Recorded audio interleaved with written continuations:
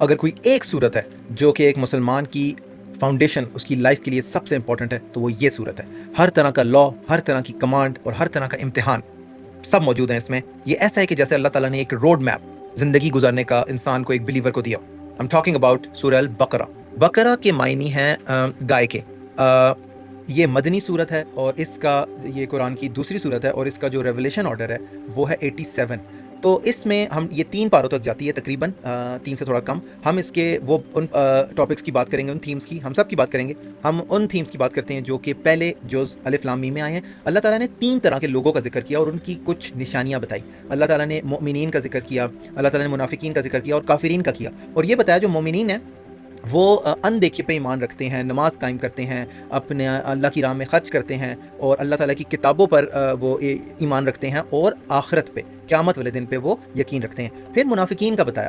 منافقین جھوٹ بولتے ہیں، دھوکہ دیتے ہیں، ان کے دلوں میں ایک بیماری ہے، وہ جہالت کے ساتھ رہتے ہیں، دوسروں اللہ کے جو احکامات ہیں ان کا مذاق اڑاتے ہیں اور فضول کی بحث اور لڑائیاں وہ کرتے ہیں. کافرین کا بتایا کہ اللہ تعالیٰ نے ان کے جو دل ہیں نا وہ سن کر دیے، ان کے دل، ان کی آنکھیں، ان کے کان سن کر دیے.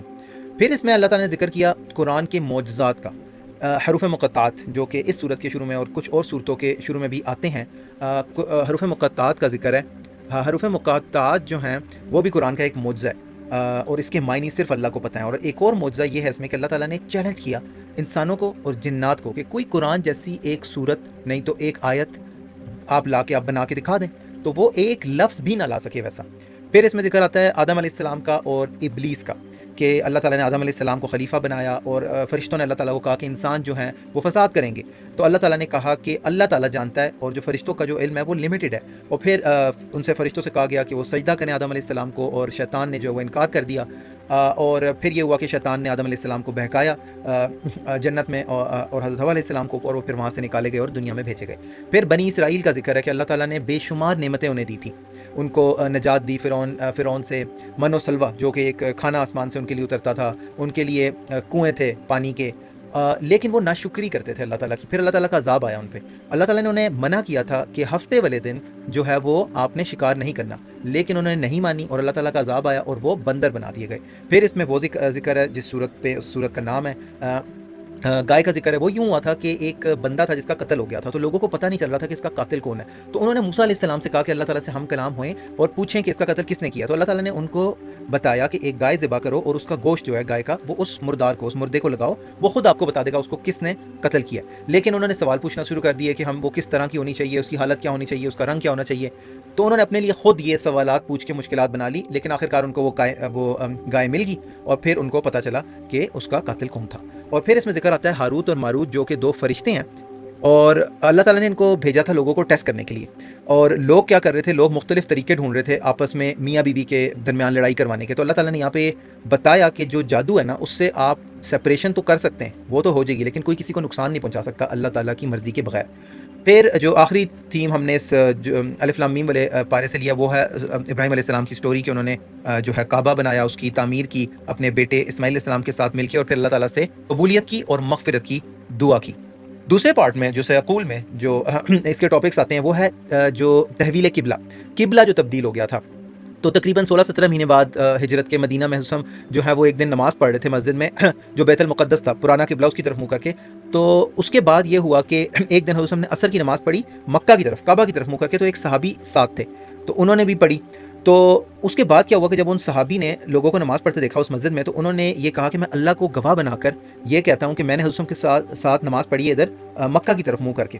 تو انہوں نے دوران نماز ہی وہ اپنی ڈائریکشن، اپنا قبلہ بدل لیا اور کعبے کی طرف، مکہ کی طرف مڑ کے اس مسجد کو آج ہم مسجد قبلتین کی نام سے جانتے ہیں. پھر آتی ہے آگے دوسرے پارے میں جو ٹاپک ہے وہ آیت بر اور ابواب بر. بر بیسیکلی کہتے ہیں نیکی کو. تو اس میں جو ذکر کیا گیا ہے کہ کچھ اچھائیاں کیا ہیں، وہ یہ ہیں کہ آپ کا ایمان ہو اللہ پہ، آخرت پہ، فرشتوں پر، کتابوں پر اللہ کی جو اللہ نے نازل کی ہیں، اور اللہ کے پروفٹس پر، رسولوں پر. اور اچھی جو ڈیڈز ہیں، اچھے کام، اچھے اعمال کیا ہیں؟ اچھے اعمال یہ ہیں کہ ہم حقوق عباد یعنی جو ہمارے فیلو بینگز ہیں، دوسرے مسلمان ہیں، ان کا بھی خیال کریں، ان کے ساتھ بھی نرمی والا سلوک کریں، ان پہ بھی خرچ کریں جو اللہ تعالیٰ نے ہمیں دیا ہے. اور حقوق اللہ بھی ہم ادا کریں، یعنی جو اللہ کے حقوق ہیں جس طرح نماز ہوگی، زکوٰۃ ہوگی، ہم یہ بھی کریں. ٹھیک ہے. اور صبر کا ذکر ہے، صبر کی تاکید آئی کہ کسی مشکل پریشانی میں آپ نے صبر کرنا ہے اور اللہ پہ توکل کرنا ہے. پھر ابواب بر کا ذکر ہے، ابواب کہتے ہیں جو دروازے ہیں، ٹھیک ہے، اس میں بھی صفا مروہ کا ذکر ہے. صفا مروہ اللہ کی ایک نشانیوں میں سے ہے. اس صفا مروہ جو دو پہاڑیاں ہیں، اس کے بیچ میں مشرکین جو ہیں وہ صحیح کرتے تھے اور اپنے بتوں کو لے کے کرتے تھے. تو مسلمانوں نے یہ سمجھا کہ یہ جو ہے نا، یہ جو ہیں بیسیکلی اپنے بتوں کو جو ہے نا ان کی وہ پوجتے ہیں، ان کو اس لیے کرتے ہیں. لیکن اللہ تعالیٰ نے ایک آیت اتاری کہ ایسا نہیں ہے، کہ یہ جو ہیں یہ اللہ تعالیٰ کی نشانیوں میں سے ہیں اور مسلمان بھی یہاں پہ صحیح کر سکتے ہیں. پھر آتا ہے کہ کن چیزوں سے آپ نے بچنا ہے، کون سی حرام چیزیں ہیں. اتنی وضاحت کے ساتھ، اتنا کلیئرلی ان کا ذکر آ گیا. مردار کا گوشت آپ نے نہیں کھانا، اور اس کی بھی بتایا کہ کون سا مردار کیا ہے. خون آپ نے نہیں کھانا، سور کا آپ نے استعمال نہیں کرنا، اور کوئی ایسا جانور آپ نے نہیں کھانا جس پہ اللہ کے سوا کسی اور کا نام لیا گیا ہو. شراب حرام ہے، جوا حرام ہے، ٹھیک ہے. یہ سب چیزیں بتائے گی کہ کون سا جو حرام ہے جس سے ہم نے بچنا ہے. پھر میراث کا ذکر آتا ہے، انہیریٹنس کا، ٹھیک ہے، اور روزے کا ذکر آتا ہے، اعتکاف کا ذکر آتا ہے، اپنے آپ کو حرام سے بچنے کا، حرام کمائی سے بچنے کا ذکر آتا ہے. پھر قمری تاریخ، یہ جو چاند کی تاریخیں ہیں، اس کا ذکر آتا ہے. اس سے لوگ پوچھتے تھے سورج جو اپنی شکل نہیں بدلتا، چاند کیوں بدلتا ہے؟ تو اللہ تعالیٰ نے اس پہ آیت اتاری اور بتایا کہ اس میں اللہ تعالیٰ نے وقت کی نشانی جو ہے وہ رکھی ہے. جہاد کا ذکر ہے، حج کا ذکر ہے، اور انفاق فی سبیل اللہ. انفاق کہتے ہیں خرچ کرنے کو، اور فی سبیل اللہ اللہ کی راہ میں. اور اللہ تعالیٰ نے مثال ایسی دی ہے کہ جو اللہ کی راہ میں خرچ کرتا ہے اس کی مثال ایسی ہے کہ جیسے وہ ایک جو دانہ ہے، ایک جو بیج ہے، وہ 700 دانے جو ہے وہ دے رہا ہے ان ریٹرن. ٹھیک ہے، شرط یہ ہے کہ آپ اللہ کے لیے کریں، خالص، آپ کے ذہن میں، آپ کے دل میں کوئی اپنی جو ہے وہ تعریف نہ ہو. پھر ہجرہ کا ذکر ہے، اس کا سود کا ذکر ہے، اور یہ بتایا گیا کہ آپ اس کو جو مشرک ہے اس سے شادی کو اوائڈ کیا جائے. پھر حیض کا ذکر آتا ہے، اور اس قسم کا ذکر آتا ہے جو کہ ایک میاں بیوی کے بیچ کھائی جاتی ہے، اور اس کا کیا. پھر طلاق کا ذکر ہے. عدت کے بارے میں بتایا گیا کہ کون کون سی خواتین پہ کس کس طرح کی عدت لگتی ہے. ٹھیک ہے، اس کی تو عدت ہی نہیں ہے جس کا نکاح ہو جاتا ہے اور وہ قریب نہیں جاتے. پھر یہ چیزیں بڑی کلیئرلی یہ چیزیں بتائی گئی ہیں. ٹھیک ہے، پھر بچوں کو دودھ پلانے کا بتایا گیا کہ اس کی 2 سال عمر ہے، لیکن وہ مشورے کے ساتھ آپ اس کو کم بھی کر سکتے ہیں. ٹھیک ہے، اور حق مہر کے بارے میں بتایا گیا. اور پھر آخر میں آتا ہے جو 2 چیزیں، ایک اس بیماری کا جو کہ اللہ تعالیٰ نے بھیجی تھی ان لوگوں پہ. یہ وہ لوگ تھے جو کہ موت کے خوف سے انہوں نے بیسیکلی یہ بھاگے تھے ایک جگہ سے. ٹھیک ہے، اور کچھ یہ بھی علماء کہتے ہیں کہ یہ کوئی ایک کنٹیجس ڈیزیز تھی، تو اللہ تعالیٰ نے ان کو مار دیا تھا. اور پھر جو حزقیل علیہ السلام ہے بنی اسرائیل کی اس میں سے ہی، انہوں نے دعا کی تھی ان کے لیے، اور اللہ تعالیٰ نے ان کو دوبارہ زندہ کر دیا تھا. اور پھر طالوت کا قصہ ہے کہ طالوت جو ہے اس کو کنگ بنا دیا گیا تھا، بادشاہ بنا دیا گیا تھا بنی اسرائیل کا. اور اس کے بعد جو ہے داؤد علیہ السلام کا قصہ ہے کہ وہ جو ہے وہ طالوت کے ہی اس کے لشکر میں سے تھے، اور انہوں نے جالوت کو قتل کیا تھا. پھر جو تیسرا پارہ ہے جس میں سورہ بقرہ جاریۃ الرسل، اس میں آیت الکرسی ہے اور آیت الدائن ہے. آیت الکرسی کے بارے میں ایک حدیث ہے کہ سب سے سپیریئر ورس ہے قرآن کی، صحیح مسلم 810 میں یہ موجود ہے. 255 نمبر آیت ہے یہ سورہ البقرہ کی، اور اس میں اللہ تعالیٰ کا نام 17 دفعہ آیا ہے. آیت الدائن، دائن کہتے ہیں لون کو، ٹھیک ہے، قرض کو، اور یہ 282 نمبر آیت ہے سورہ البقرہ کی، اور یہ قرآن کی سب سے لمبی آیت بھی ہے.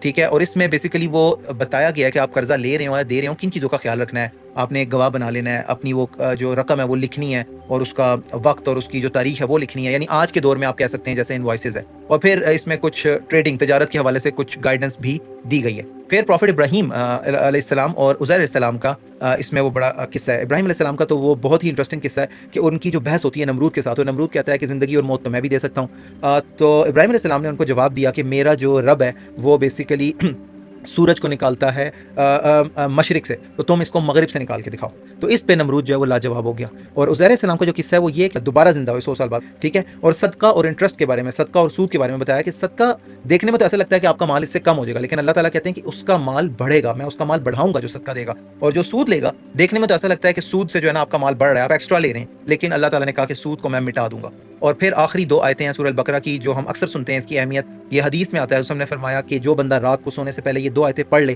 وہ اس کے لیے کافی ہیں. بخاری 5009 میں یہ حدیث موجود ہے. تو یہ تو تھی ہمارے سورہ بقرہ کی سمری، اور امید ہے یہ آپ کو پسند آئی ہوگی. انشاءاللہ اگلی ہم بات کریں گے سورہ آل عمران کی. السلام علیکم.